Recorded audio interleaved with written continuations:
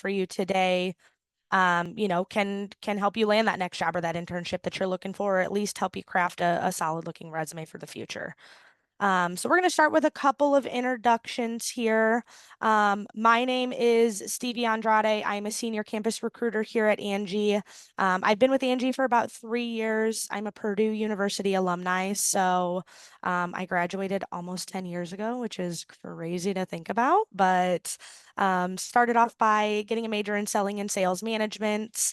Actually fell into recruiting kind of through that. I took a job not knowing really what it was, and it was recruiting, and absolutely loved it. Tried a couple of sales roles in between there, and really found that my passion was absolutely recruiting. So, a friend of mine reached out to me about Angi and said, "Hey, we're looking for sales recruiters." So I've kind of worked my way up within the organization, started with Audra back in August, on the campus side of things, last August, that is. And so yeah, I mean, we're having a ton of fun doing things like this consistently with our university partners. I currently live in Indiana, which is not as beautiful as California, I can promise you that. I moved back to my hometown after doing a couple year stint in Denver after graduating. Live here with my husband, my two daughters, and my two dogs. Hobbies for me, I'm a big brewery hopper. And I love all things outdoors. So big into camping, hiking, your standard bonfire on a nice Midwest summer evening. So I'm pretty simple by all accounts. No, I love the camping, Stevie. That'll be our next team offsite. We will Yes, go check it out hold next me week. to it. Yeah. But no, I'm super excited to work with Stevie every day. As she said, she joined the campus team last August. And so on my end of things, what we do every day is work with students like you guys, really share the opportunities that we have for current students and recent graduates at Angi. I joined the company back in 2020, so 4 years ago, which is wild. But prior to that, I graduated from Ohio State in 2016. And I don't know if you were here in the beginning of the call, Stevie and I were kind of talking about what we studied. I did end up graduating with journalism and HR after changing that major several times freshman year, but ultimately really fell in love with recruiting after I landed my first job out of college, doing more staffing, kind of agency-based hiring there. But I was able to live in New York for about 6.5 years, 7 years, we'll say.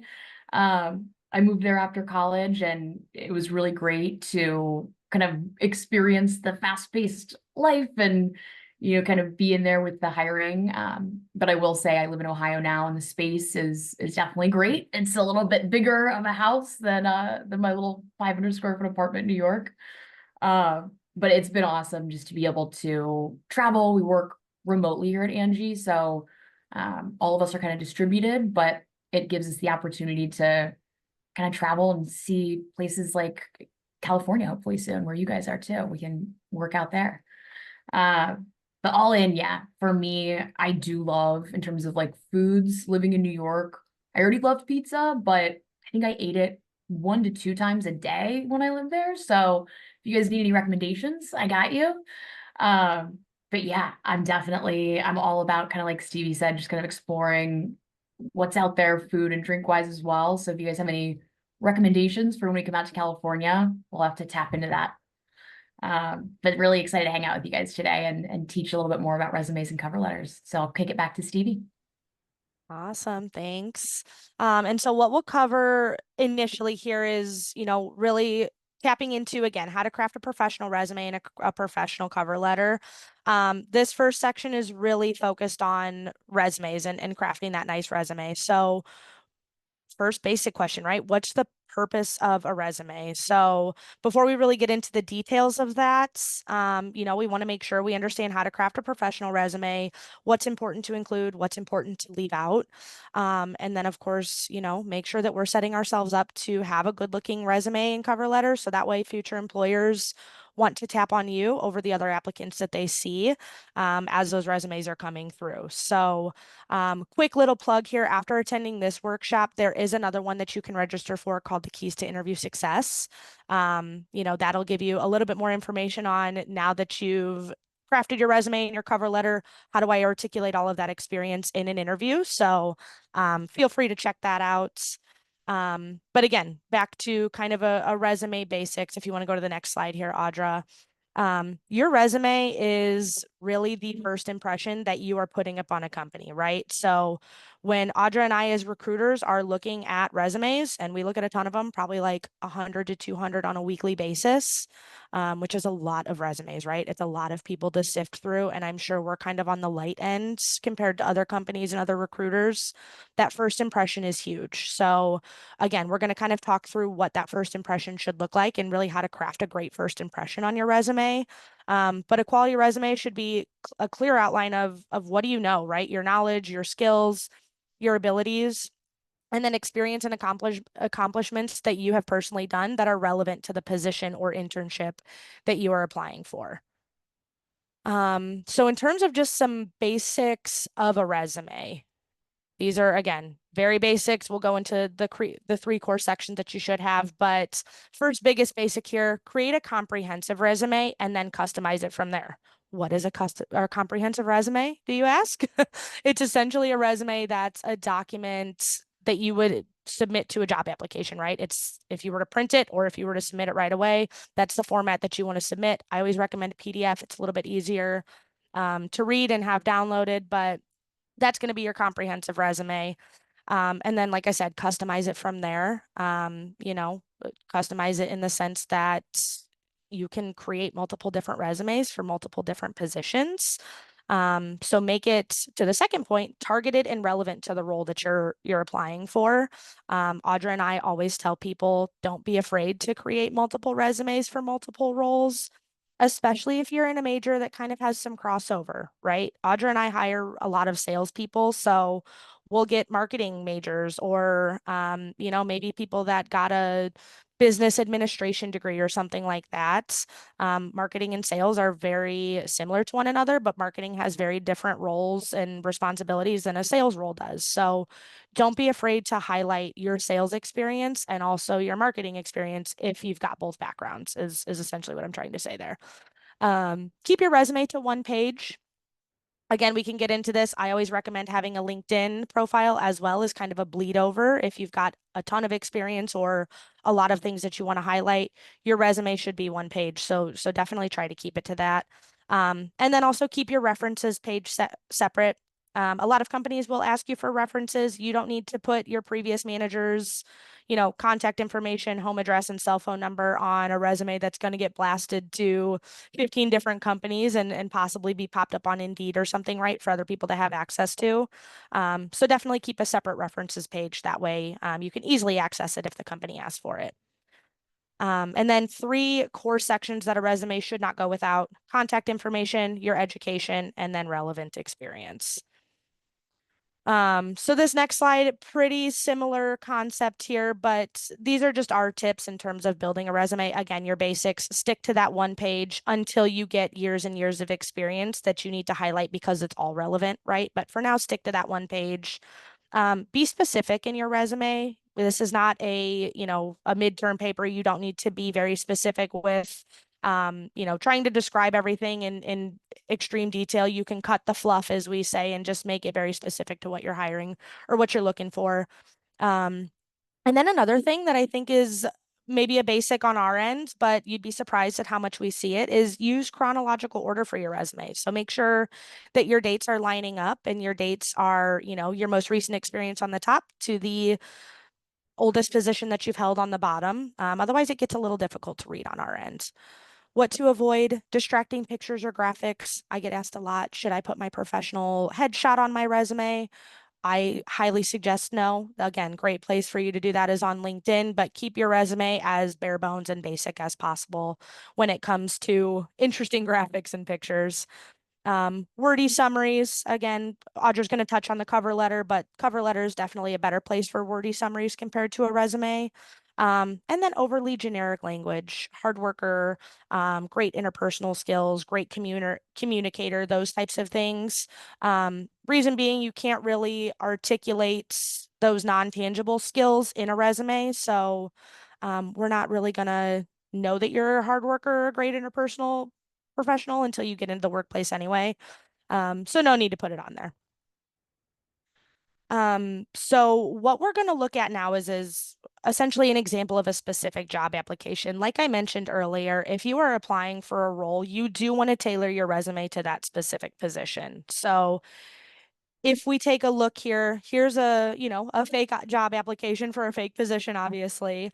A lot of times job applications are going to have some of those keywords and key experiences that they're looking for in a professional. It might have specific degrees or something like that that they're looking for. But just out of curiosity, if you gonna want to pop it in the chat, what keywords do you see here that you think would stand out that you would then want to articulate on your resume to get a better grasp?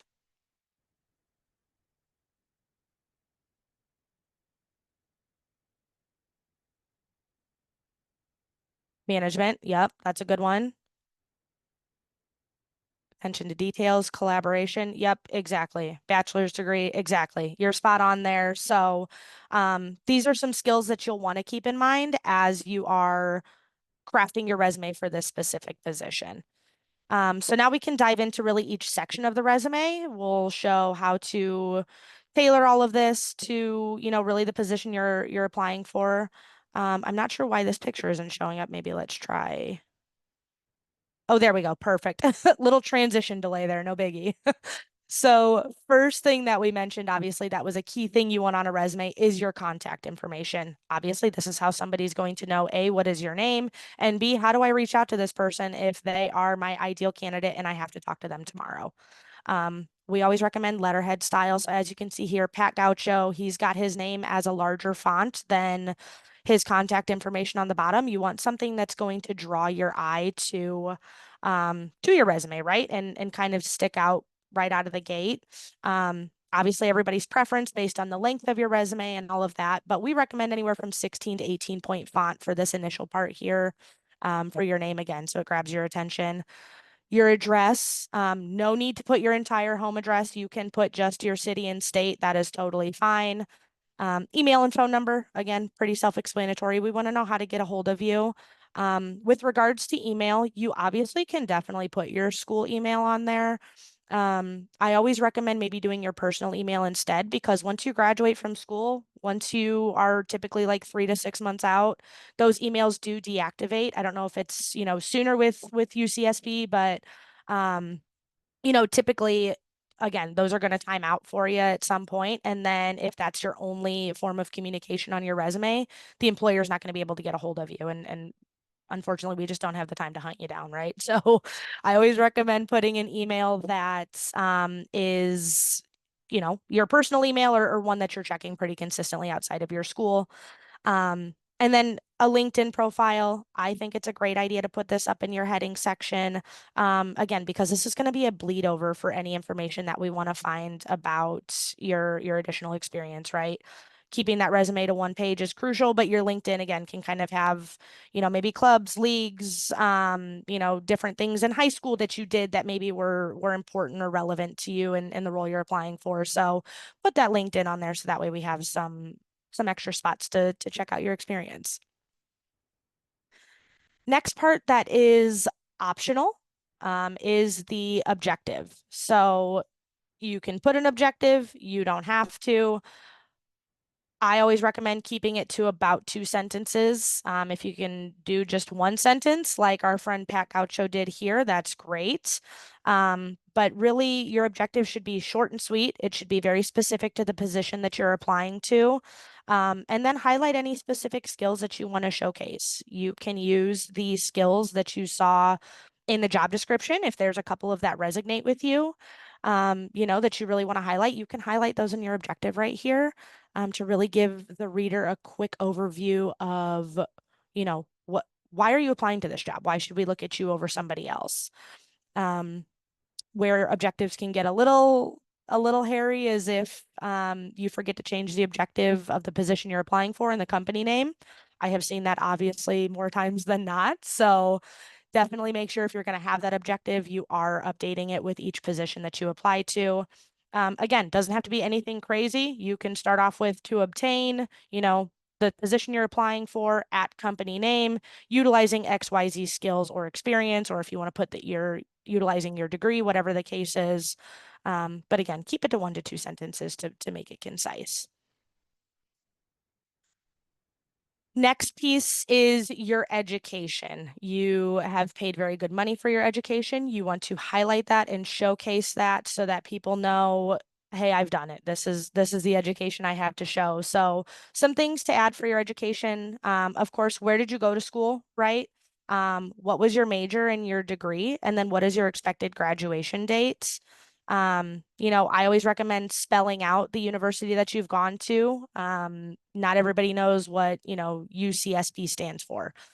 So definitely, if you're going to highlight that education, make sure that you are writing out the full name of that university.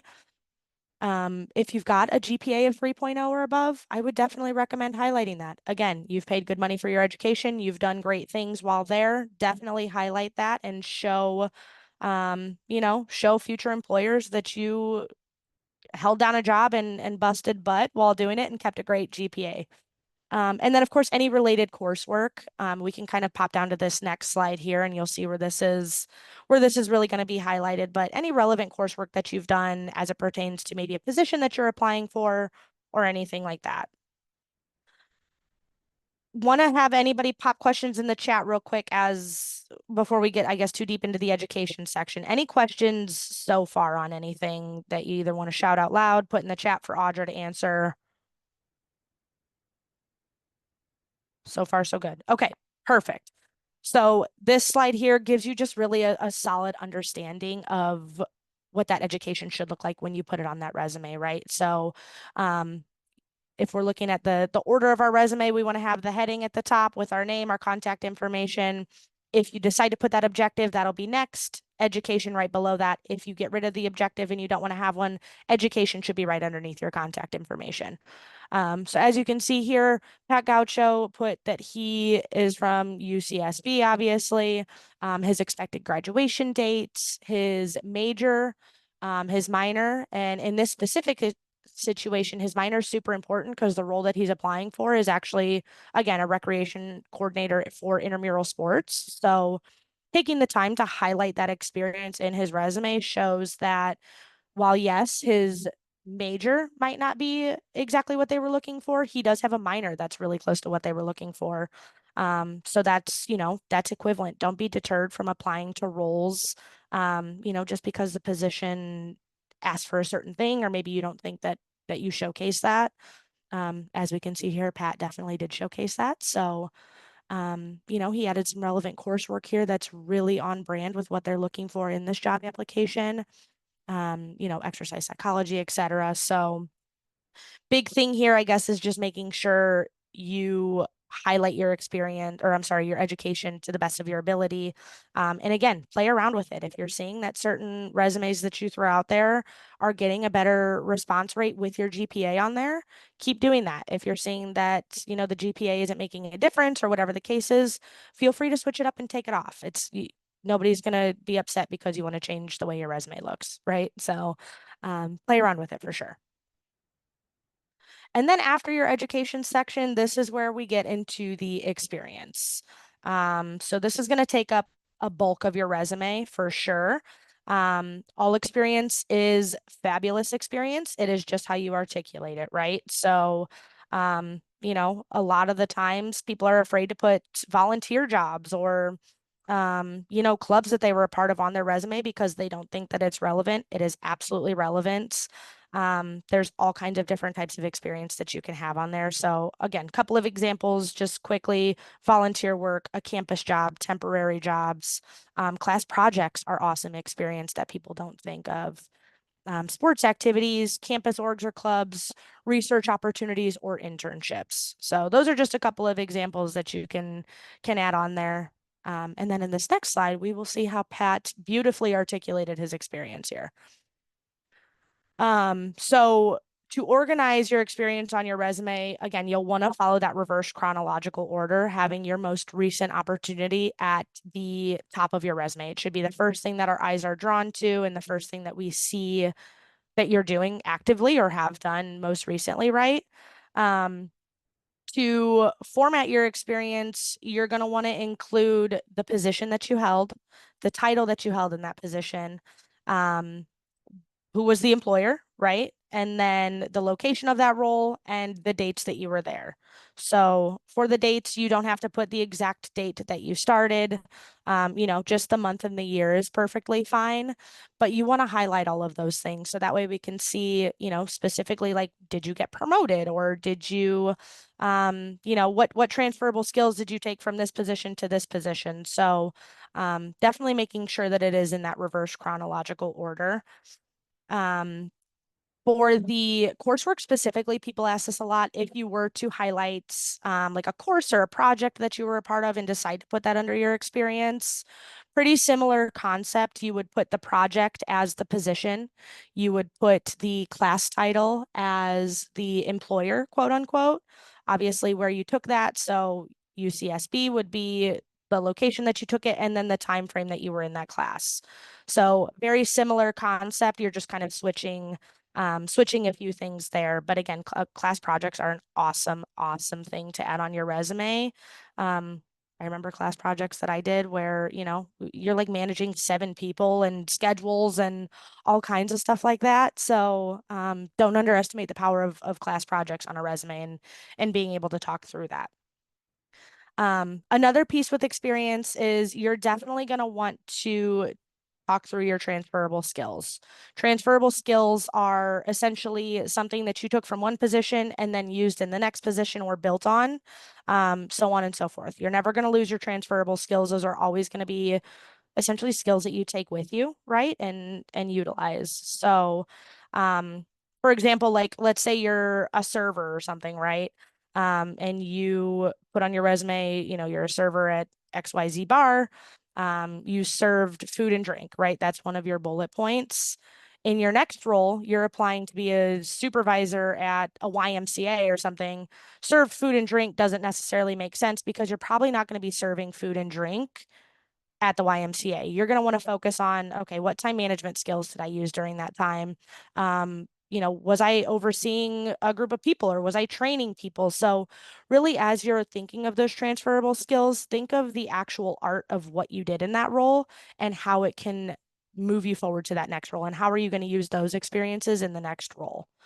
Um, Questions there on any of that? I see some questions going through the chat. I know Audra's handling that like an absolute champ, but anything specific that you might have questions on as it pertains to the experience?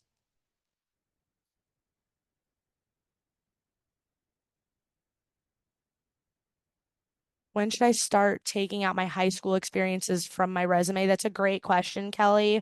I would say when you've either landed a couple of roles or internships at school, if you've joined clubs or something like that that you're a part of, essentially when you've gained enough experience for you to look at that and say, nah, I don't think that this is relevant anymore. Captain of my varsity volleyball team doesn't make sense at this point. You can take it off. So really, it's I would say it's kind of up to you, but I would say once you've got enough experience to overshadow that importance, um, then that's when you can take it off. I actually forgot that I was even the captain of my high school varsity volleyball team, like 3 years into my professional career because I had so many things that I could put on my resume outside of that it just didn't make sense for me to have on there anymore. So that's always the example I use. Um, but yes, like Audra said as well, when you have enough experience on there to show that you don't need that anymore, you can take it off. Amazing. And then in terms of some things here, how to write about your experience, Audra, if you want to go to the next slide, I think it's so important to really understand how to articulate your experience, right? And how to get that across on a resume. I always tell people utilize the STAR method. Situation, task, action, result. What was the situation you were hired for? What was the task you were hired for? What actions did you as a person take to be in your role?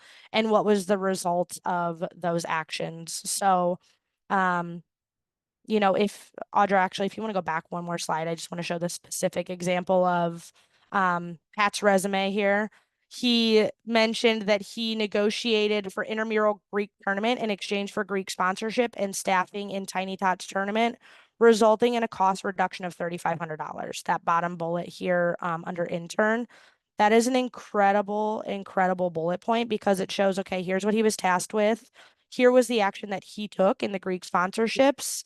And the result was a $3,500 cost reduction, right? He could have simply just said negotiated terms for Greek tournament, and we would have had really no idea what that meant, right? So by adding that situation, task, action, results mindset into those bullet points, you're really kind of painting the picture of what you want your future employer to see that you've done in a role.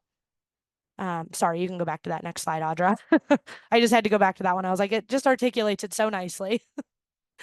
Um, So again, consider the problem or the opportunity that you were hired for, describe what you did, and then demonstrate the value of all of the actions that you took. Great way to do this to kind of get on, get on a wavelength and really understand what you were doing. Create an experience bank of situations that you personally worked within that you think or that you feel really proud about that set you apart or helped you stand out from your peers.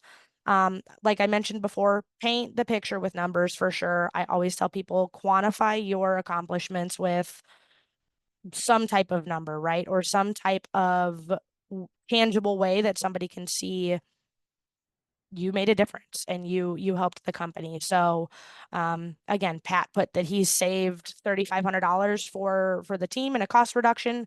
That's amazing. Sometimes depending on the role that you apply for, you might want a 10% increase in marketing value or whatever the case is. So make sure that you've got kind of that quantifiable number that shows what you did and the result of it. And then again, kind of the same as painting a picture with number, add the benefit. How did your work have a positive impact on the environment or the company, or really, just helping you get to that next level? There's again no experience that's bad experience. It's how do we articulate it and how do we use that STAR method to really showcase what we've done. Couple examples here. I'm a big visual person, so it always helps me to see examples in terms of how can I improve and make it better. So before, you may have just simply put down that you improve client wait times on calls. Thinking of the STAR method, after the fact, you're thinking, okay, I developed a new call routing procedure that reduced client wait times by 2 minutes. See the difference there? It's a huge, huge shift in the way that you read the resume, and read the experience. In the first one, I have no idea how you improve client wait times. You could have just hung up on everybody, right? That like we have no idea. So the fact that you're able to show how you did that, now it gives me a better conversation piece in an interview with you of, okay, tell me more about that call routing procedure. How did you do that? So not only are you really articulating your experience in a better way, but you're giving us more conversation pieces when we do decide to interview you. Again, another example, successfully planned events for charity. Using the STAR method, you now have decided that you organized a sold out charity for 300 people and raised $130,000 by streamlining fundraising across media platforms. Again, same story, but it sounds way better, way more detailed, and I can actually get a better feel for what you've done as a professional. This next slide again is just a couple of examples of task versus accomplishment. So, again, really just making sure you're highlighting those accomplishments that you've done and highlighting how you've done it is really going to give us as recruiters a much easier feel for how you're going to operate in our workplace too. This next slide here, if you want to go to the next one, Audra, is going to be a full view of Pat's resume. So we kind of went through each piece individually, but here's how it looks once it's done. I mean, that looks great, aesthetically pleasing. We get a great understanding of Pat's experience. And on top of that, it's relevant to the position that he's applying for, even though his experience is a bachelor's degree in economics and that wasn't what we asked for, but he's got it and he's highlighted it effectively. So this is again great. It reads nice on the eyes. The formatting is fantastic. A couple of other things that you can add on a resume if needed. Next slide here, Audra, is the skills section. I typically recommend skills sections for like more IT focused professionals or professionals that have, specific, maybe like multiple languages or something like that. Um, so you want it to obviously be represented within the context of your experience, but you also want it to be highlighted in an area where we could just do a quick snippet. Again, I think it's really important for IT roles to outline the different technologies that you've used or the different again, like different technology languages that you speak. If you, like I said, speak multiple languages, I know for some of our roles we look for bilingual in English and Spanish. In the skills section, if somebody's got that they're bilingual in English and Spanish, it's perfect. I don't have to look for it. I don't have to wonder. It's outlined for me, so that's fabulous. So this is just a couple examples here of how you can add that. Again, make sure that it's, relevant to the role that you're applying for. If you've got an IT degree, but you decided you wanted to get into sales, you don't have to put any of this stuff on there. This is all, of course, again, optional. And then really just some general tips for having a good looking resume. Make sure you're paying attention to spelling, grammar, aesthetics, and format. Nothing crazier than getting a resume and like five of the words are spelled wrong and they use seen instead of saw, right? So like make sure your spelling and grammar are on point. There's a ton of different apps that you can use to run your resume through it. I love Grammarly. I have it as a Chrome extension. Tells me when my grammar has just not turned out well. So definitely recommend running your resume through something like that just to catch anything, at the end there. And then again, aesthetics and format. I always recommend this, especially with like your dates and stuff like that. Have your dates aligned to the right side of your resume, just so it's kind of a clean across. We read from left to right. So I want my eye to follow left to right. Your date should be right justified, I believe it's called. So yeah, just make sure that like aesthetics, if you were to pull it up on your computer, make sure it looks good. Save it in a couple of different formats, maybe a Word and a PDF, to make sure that when it comes across on a Word or a PDF, it's still formatted the way that you want it to be. Because that does happen too sometimes. But yeah, I mean, overall, just make it look make it look nice, right? Feel good about it. You want it again to reflect who you are as a professional and the type of professional that you want to be. So pay attention to those small details for sure.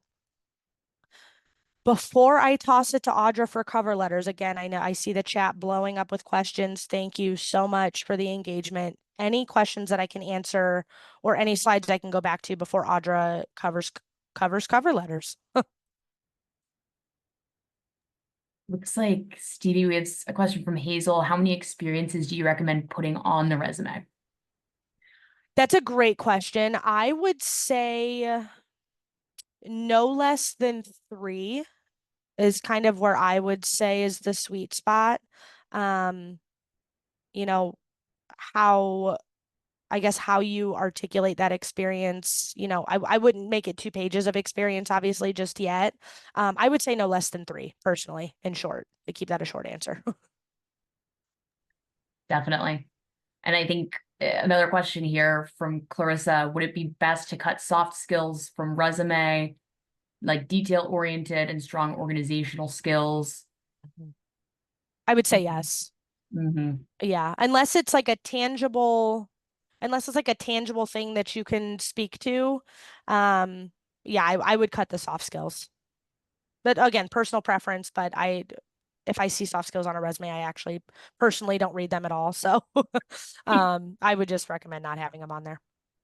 Yeah, it's tough because I think I agree 100%, Stevie, because I think especially when you're building experience, you're like, I want to include this, but I think to Stevie's earlier point, just kind of with the STAR method, you can totally speak to your, ability to be detail oriented, but maybe it's in a bullet point under a role where you're saying, in this role, I had to be very detail oriented because I was responsible for updating the system where we keep, information for career services if you're interning with career services. So speaking to more of like the specifics, if you're going to include that and the result to payback. Yeah, great question. Awesome. Amazing. Well, then, Audra, I will let you go through cover letters. Yes, exciting. Thank you, Stevie, for your amazing insights on the world of resumes.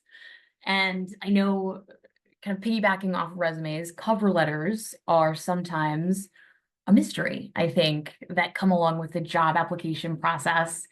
Uh, Sometimes it's like, do I need a cover letter? Do they want a cover letter? Do they read the cover letter?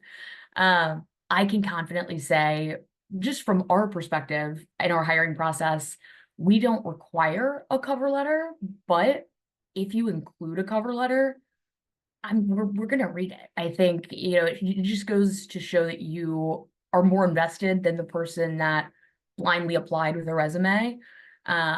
It really can be the difference between, maybe it's we're up against three resumes and one of them has a cover letter. We can only pick one. We're probably going to go with the one that has the cover letter, if it's the same experience on a resume per se.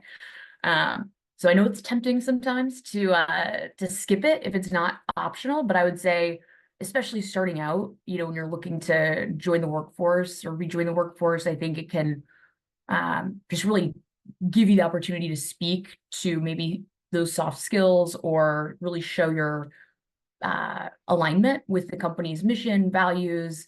Maybe you're applying to Chipotle and you've loved Chipotle since you were little and you've eaten it every day for lunch.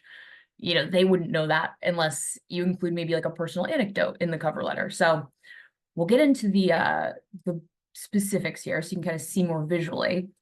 Um, I know with a cover letter, the purpose can kind of be uncertain sometimes, like I mentioned, but this is really going to be the direct connection between your resume and the position you're applying for. Um, if you think about maybe a role that you're applying for where maybe you don't know anyone in the company, I would say probably 99% of the roles that you're going to apply for, you're applying blind, right? You're relying on your resume to speak for you. Um, in order to get to that phone interview, though, where you can really showcase how amazing you are on the call and really speak in between the lines, that's really where that cover letter comes in to kind of bulk up that application and get you even closer to that next interview. Um, this is really great because it's specific, so you can again make a specific cover letter for each specific role. I would definitely recommend that. Um, and you definitely want to make sure that, again, you're making it personalized to this company in this role. You're including the company name, you're including the role title. It says here no more than 3/4 of a page. Typically, I think a full one-page letter kind of might be getting into kind of what Stevie mentioned, where it's like, it's not an essay, it's not a midterm. Just making sure that it is high clarity, but succinct and kind of to the point. I will say also, getting to the point there, I think following a structure where, you make sure you're being very intentional with what you're writing, and tailoring it to be useful of the limited space that you have, essentially. So I would definitely recommend coming in with that intro, kind of an introduction. You can maybe highlight 2 to 3 skills or experiences to discuss. It's not a place to really write through and explain everything on your resume. You want to really point out, hey, if this is, let's say, a project management role that I'm applying for, in the cover letter, I'm going to flex and show that I was an undergrad intern that had to manage 5 projects, because maybe I didn't have enough room to put that on my resume, or I wasn't able to go in as much detail. I will say that personal connection piece is huge. So being able to kind of show or explain why you are interested or passionate or excited about the role or company, that can go a long way and really just make it worth it. If you're going to write the cover letter, making sure that you're at least doing a little bit of research on the forefront of, hey, what are the company values? What is the mission? How does the company speak about itself? What's their brand voice? Kind of getting an idea of that. You can do that on LinkedIn. You can do that through their careers page. I think just being mindful and intentional and not just thinking, oh, they just need a cover letter, I'm just going to use the same cover letter for everything.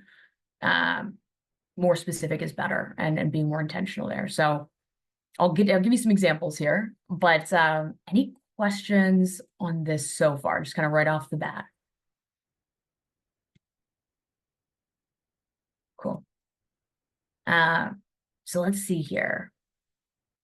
Pat, we're back with Pat. He's crushing it in the resume game. He's also crushing it in the cover letter game.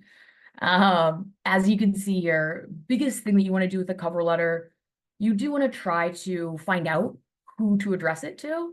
Um, Ideally, in a perfect world, let's say you're applying on LinkedIn, you can see the job poster on LinkedIn. Typically, when you go to apply on that platform, it'll sometimes connect the dots and show you. If not, though, you can sometimes go and search the company to see maybe who's their hiring manager or who's their director of recruiting. Either way, though, if it's not super obvious right off the bat, and after a couple minutes of searching around you can't find it, you can always just put company name, hiring team. That's not going to dock you. They're not going to think, oh man, they didn't know my personal first name. So great to have, but not a must have. And then you can see the significance there. It's short and sweet, to the point. And I think right off the bat, being intentional with the role, the company, and then again, tying in that significance here. So any questions with that? Cool. Biggest thing I would say here is just remember you want to create shared value between you and the company in the cover letter. And so tweaking that to bridge that gap is big. Whoops. Here's another example. So when we're looking at Chris's cover letter, what do we see that's different, still equally the same, but structure is a little bit different, right? So don't get too hung up on, should I do bullets? Should I do paragraphs? As long as it's that, 3/4 of a page, A-okay. The bullet points can just sometimes be a little bit more, I would say, organized and allow you to explain multiple different components of your experience in a clear way. So if it is, let's say, a role that requires multiple hats, maybe it's strategy, communications, and some data, kind of hard to combine those all in like the last slide, where it might be a little bit more straightforward. Here, the role might have some differing skills and skill sets needed. So being able to kind of break it out and be specific is also a great tip there. Next, I will say, this is a little bit of zoom in so you can see program outreach, strategic planning, kind of bolding it as well to just make sure, hey, they're not going to miss this. It's not going to get lost. That's another great tip I would say for the cover letter is bolding any specific skill sets or things they're looking for.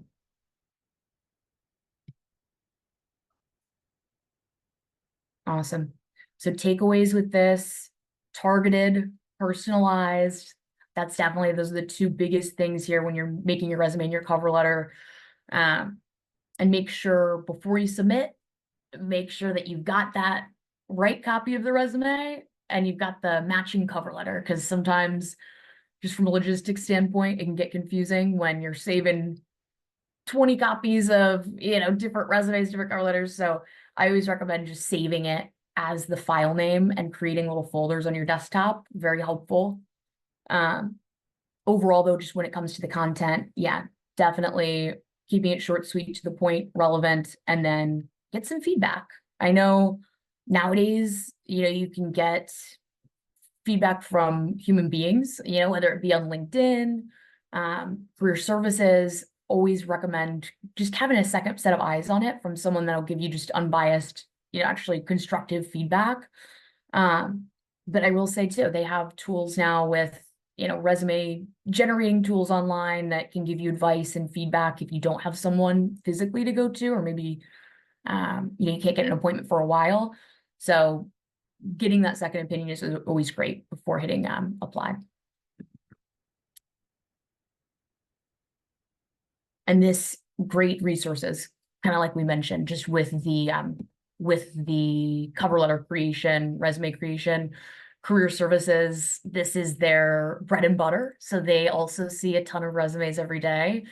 And their goal is to literally help you and make sure that you're on the right path, showcasing your work in the best way so they can get a little bit more in detail. And then I would say, yeah, career groups, LinkedIn has a lot of those. If you join, there's like current students. Basically, you can get as specific as you want to in your professional networking on LinkedIn. So you could even join like students looking to get into engineering roles, and there might be groups there, and you're sharing resumes, cover letters, kind of seeing what other people are doing. And then, yeah, just really being able to stay current, I would say, and be an active participant in that job search as you're continuously learning. I think having that growth mindset is going to be huge. But any questions with resources or kind of where to go? Cool. Handshake also, I will say, that's a great place to kind of do research, I would say, as a student on Handshake and LinkedIn. You can see a lot of job descriptions quickly. You can kind of go through and see what maybe trends are in what you're seeing for early entry-level roles. So platforms like that too, where you can kind of see a lot in a little bit of time, that's very helpful as well. And then we have a couple minutes left here. So I will take us in to share a little bit more about Angi, what we do, the company Stevie and I work for. But really, any final questions, I guess, before I transition? Just want to make sure.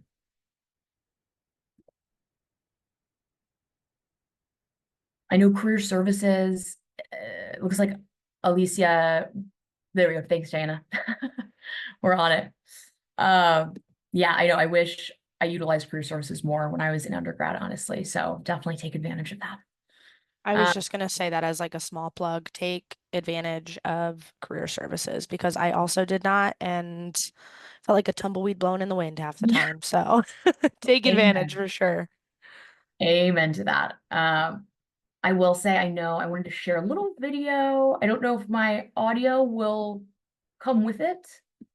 So if not, oh, here we go. There's sound. You may have heard of us before as Angie's List. We're now Angi, and you may have seen this commercial already, but this gives a nice little view of kind of what we do. You should Angi that. Angi what? Angi that. It means connecting with skilled professionals to get all your home projects done well, so you can focus on the important stuff. It means seeing millions of ratings and reviews, so you can feel confident.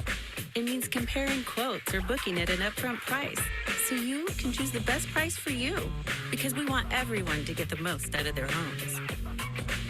Get started today at Angi.com. Yes. So if you need anything done inside, outside of your home, apartment, wherever you're living, come to Angi. We connect. Oh, we're going to watch it again. Surprise. No, just kidding. We are a platform, though, that connects homeowners who are looking to get. You should. Maybe I shouldn't play videos anymore in slideshows. There we go. So we basically connect, as you can see there, the homeowners who are looking to get the projects done with the professionals, the contractors, the small businesses, and the communities that are doing that work. At this point, we have millions of homeowners using the site, hundreds of thousands of contractors and professionals. And that number is still growing because luckily the home services industry is on the rise. It's about $150 billion industry, and we've only taken a bite out of it. So there's a lot of room for us to continue that growth. From a career standpoint, I definitely can say Angi takes care of their employees. From a benefits section, you can see we cover medical, dental, vision, tuition reimbursement, donations. We do donation matching if you're interested in volunteering. And there's really just something for everybody, I would say, whether it's pet care, parent care. They definitely make it able to be personalized so that you feel, the company's got your back there. And I always like to just include kind of these quotes because it shows that, even cross-functionally, cross teams, cross levels, it really ties back to how we love the mission of Angi here, which is to help businesses thrive and also to help each other just be better, help growing and not only grow each other, but help the communities grow and the businesses grow that we serve. And so just being able to see the real impact there, you can kind of read through where you've seen Melissa and Dan's quotes here. But from entry-level roles, I will say, up to senior leadership, there really is, a transparent kind of open door policy. And so regardless of what level you are or what team, you do feel like you have a seat at the table through this. Lastly, the team that Stevie and I support is the sales and management team here at Angi. So when it comes to our service providers and the contractors that we assist, our sales team is really the driving force there in terms of growing that network of qualified contractors, being a consultant. Ultimately, what we look for in our sales team is folks who are very adaptable. Again, that growth mindset. You're able to implement feedback that you're given. You seek that feedback out. Strong communication, self-motivation, all good things there. We do have a 6-week training program. So we put a lot of emphasis on, not only the first few weeks, but even that first year, there's ongoing development opportunities. And you are eligible for leadership as soon as 6 months into the role. This is just a screenshot to show you from a sales kind of perspective, also the earning potential here, because that's obviously a great part about sales. Uncapped commission, you can earn 6 figures in your first year by doing the traditional day-to-day, coming in 8:30 to 5:30. You're, no weekend hours. I know our top performer last year, he landed at like 310K in his first year. So sky's the limit. Good motivation. I love money. I don't know about you guys, but I think really in a setting where you're constantly learning as well, and you have that support of sales management, leadership, it really is a win-win. This kind of goes through benefits again.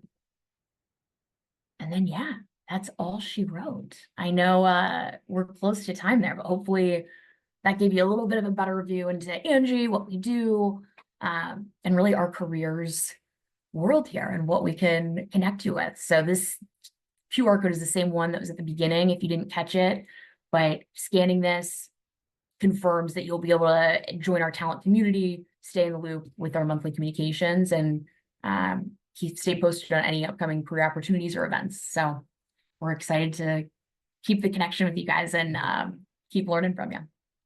But thank you so much. Well, thank you, Audra and Stevie. This has been wonderful. I particularly appreciate the fact that the students were so involved in the chat. I mean, there are lots of questions and answers going on, and there's a lot of engagement in this. So thank you guys. And Definitely. we're also thankful for these recruiters who are so good at and interested in our students. So it's really nice. Thank you. You guys make it easy. So thanks for Truly. And Stevie, I think mentioned this earlier too, but we're an open book. So if you have any questions after the fact, feel free to reach out to that email, universityrecruiting@angi.com. Stevie and I run that email. We'll get those messages. And yeah, add us on LinkedIn as well. We're open books. So happy to help, whether it's resumes, interviews, general questions, we're here for you. But thank you. Absolutely. I just put both those. I put my email and then the university recruiting email in the chat as well. So yeah, feel free to reach out for sure. Happy to take a look at those freshly crafted resumes if you want. Yes. They're going to look amazing. I already know. Absolutely. All right. Well, thank you all very much. Thank you, students, for attending. And I know you all are going to be in communication. Amazing. Thanks. We'll talk to y'all later. Thank you.